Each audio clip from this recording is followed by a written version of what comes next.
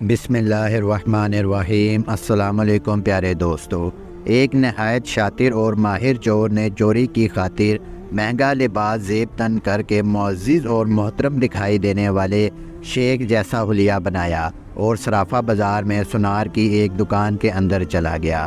Sonar نے جب اپنی دکان میں وضع قطع سے نہایت ہی رئیس اور محترم دکھائی دینے والے شیخ کو دیکھا جس کا نورانی چہرہ چمک رہا تھا، تو سونار کو ایسا لگا جیسے اس کی دکان کے باغ جاگ اٹھے ہوں۔ اسے پہلی بار اپنی چھوٹی سی دکان کی عزت و وقار میں اضافے کا احساس ہوا۔ سونار نے آگے بڑھ کر شیخ کا استقبال کیا۔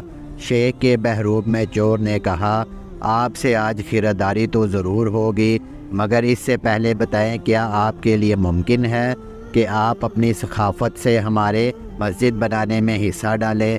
اس نیک کام میں آپ کا حصہ خواہ 1 درہم ہی کیوں نہ ہو۔ سونار نے چند درہم شیخ کے حوالے کیے کہ اسی اثناء میں ایک لڑکی جو در حقیقت چور کی ہم پیشہ تھی دکان میں داخل ہوئی اور سیدھی شیخ کے پاس جا کر اس کے ہاتھوں کو بوسہ دیا اور التجائیہ لہجے میں اپنے اور اپنے اہل و عیال کے لیے خیر و برکت کی دعا کے لیے کہا۔ سونار نے جب یہ منظر دیکھا تو اس سے رہا نہ گیا اور معذرت خواہانہ لہجے میں کہنے لگا، اے محترم شیخ، لا علمی کی معافی چاہتا ہوں، مگر میں نے آپ کو پہچانا نہیں ہے۔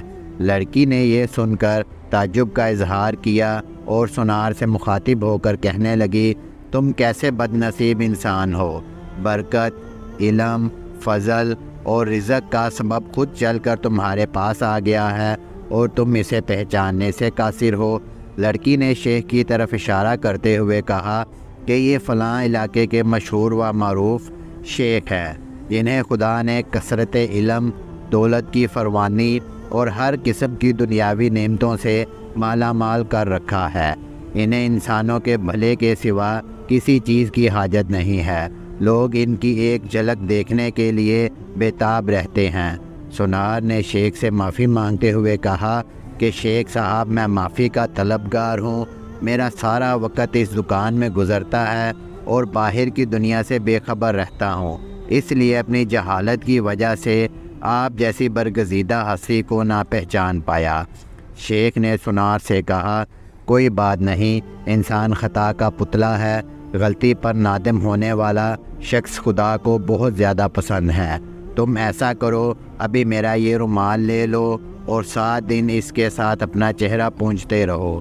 7 دنوں کے بعد یہ رومال تمہارے لیے ایسی برکت اور ایسا رزق لے آئے گا جہاں سے تمہیں توقع بھی نہ ہوگی۔ جوہری نے پورے ادب و احترام کے ساتھ رومال لیا، اسے بوسہ دیا، آنکھوں کو لگایا اور اپنا چہرہ پونجا تو ایسا کرتے ہی وہ بے ہوش ہو کر گرا۔ اس کے گرتے ہی شیخ اور اس کی دوست لڑکی نے سونار کی دکان کو لوٹا اور وہاں سے فوراً رفو چکر ہو گئے۔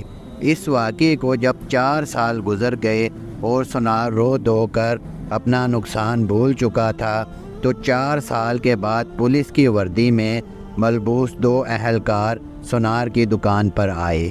ان کے ساتھ وہی چور شیخ تھا جس کو ہتھ کڑیاں لگی ہوئی تھی۔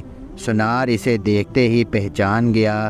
ایک پولیس والا سونار کے پاس آ کر پوچھنے لگا، کیا آپ اس چور کو جانتے ہیں؟ کیونکہ آپ کی گواہی سے ہی قاضی اسے سزا سنا سکتا ہے۔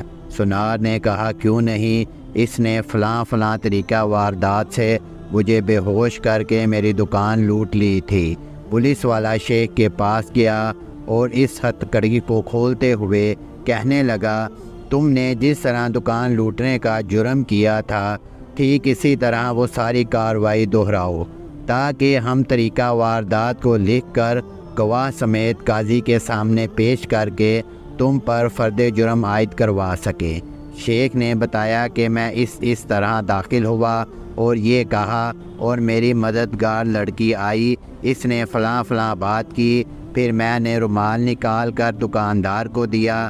پولیس والے نے جیب سے ایک رومال نکال کر شیخ کو تھمایا۔ شیخ نے سونار کے پاس جا کر اسی طریقے سے اسے رومال پیش کیا تو پولیس والا سونار سے کہنے لگا، جناب آپ بالکل ٹھیک اسی طریقے سے رومال کو چہرے پر پھیریں جیسے اس دن پھیرا تھا۔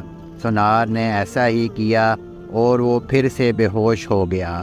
شیخ نے اپنے دوستوں کی مدد سے دوبارہ دکان لوٹ لی، جنہوں نے پولیس والوں کا بیس بدل رکھا تھا۔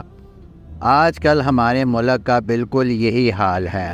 ہر 4 سال بعد چور بیس بدل کر ہمارے پاس آتا ہے اور چکنی چپڑی باتوں سے ملک اور عوام کا سامان لوٹ کر پتلی گلی سے نکل لیتا ہے۔